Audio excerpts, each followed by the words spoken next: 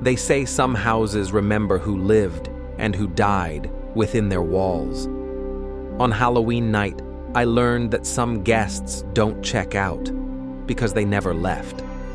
This is the story of Night of Rent, the night I was hired to watch over a house that didn't belong to the living anymore. I've never liked Halloween, not because of the masks or the candy, but because everyone seems so comfortable opening their doors to strangers. Still, this year, I needed the money. I agreed to watch over a rental house for one night only, hand over the keys, make sure everything worked, and stay on standby in case the guests needed anything. Easy enough, I thought. The owner even offered extra pay since October 31st was always hectic.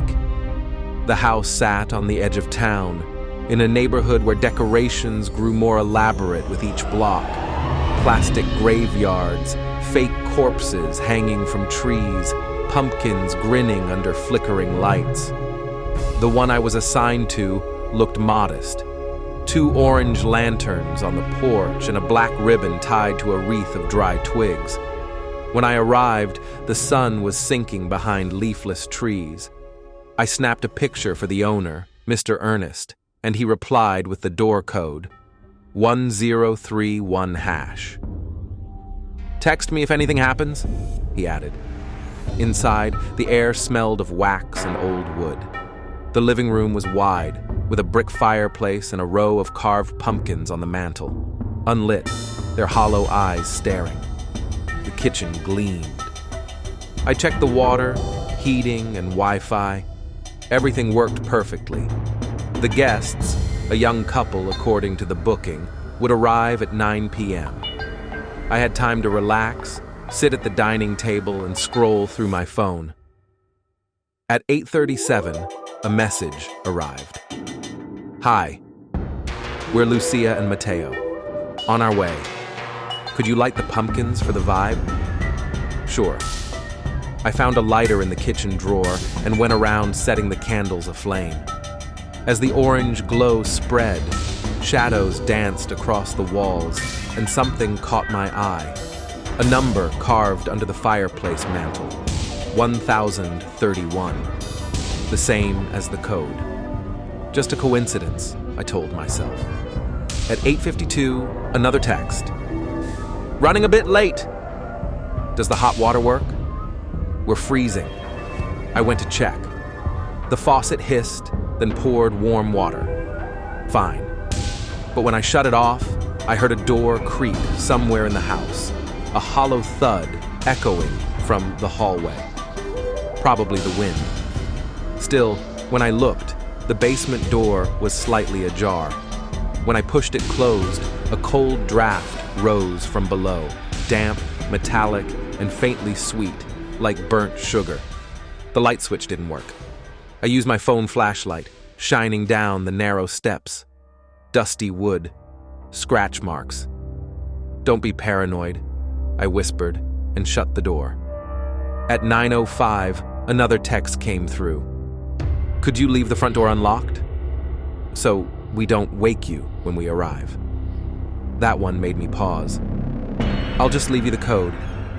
Safer that way," I replied. No response. At 9:12, 3 knocks echoed from the front door, short, rhythmic, almost playful.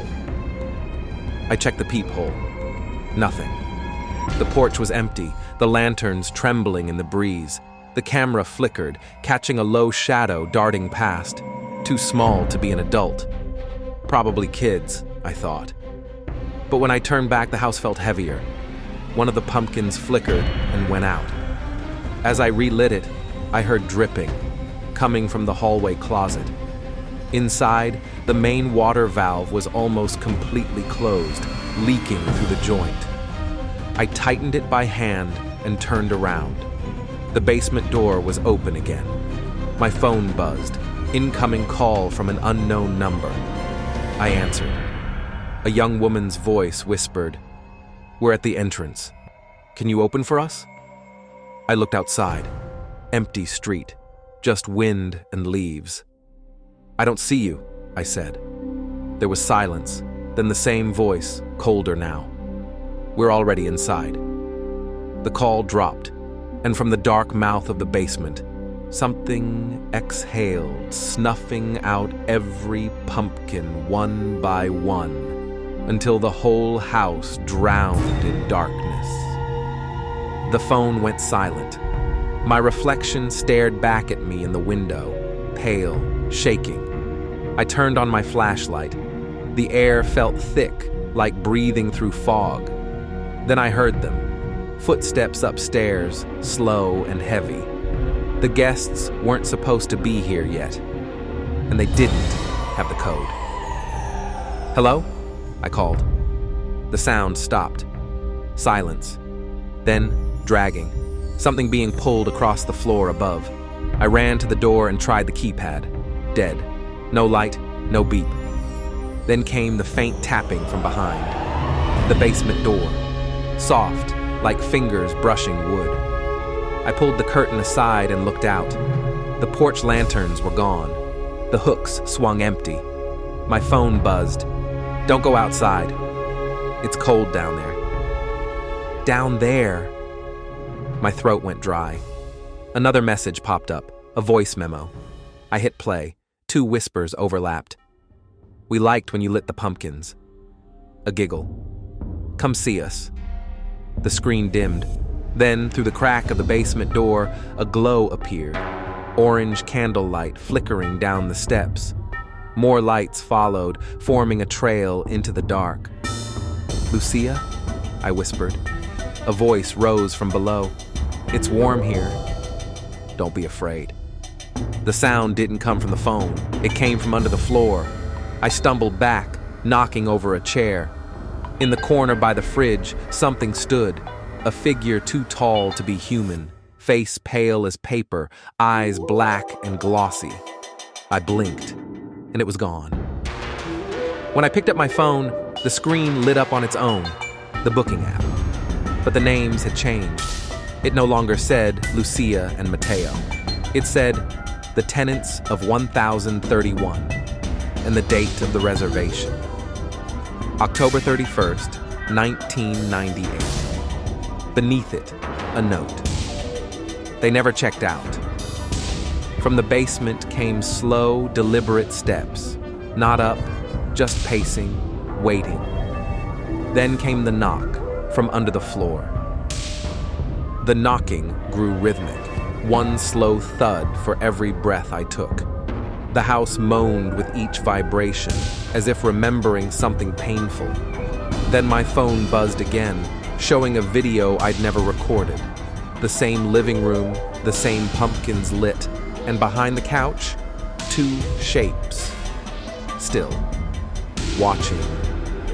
The video ended with my own shoes stepping into frame. I ran to the door, typed the code again, red light, access denied, again, access denied. Then whispers began circling me, everywhere at once. Don't leave.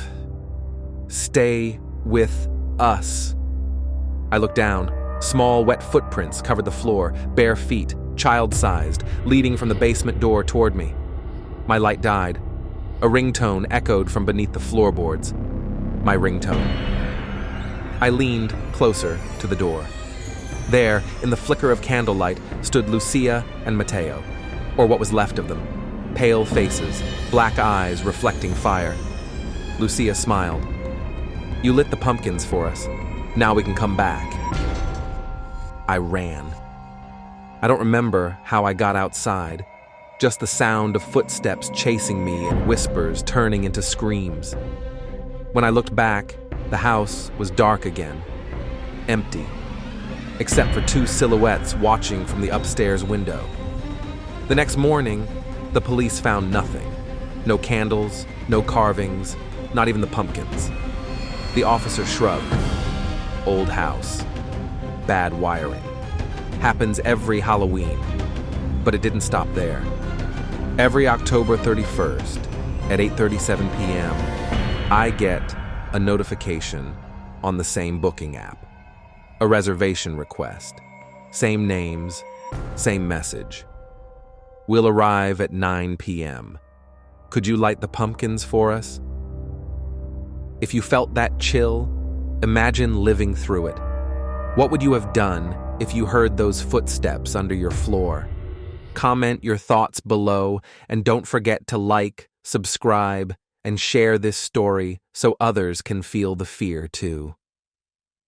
Until next time, lock your doors, check the basement, and whatever you do, don't light the pumpkins.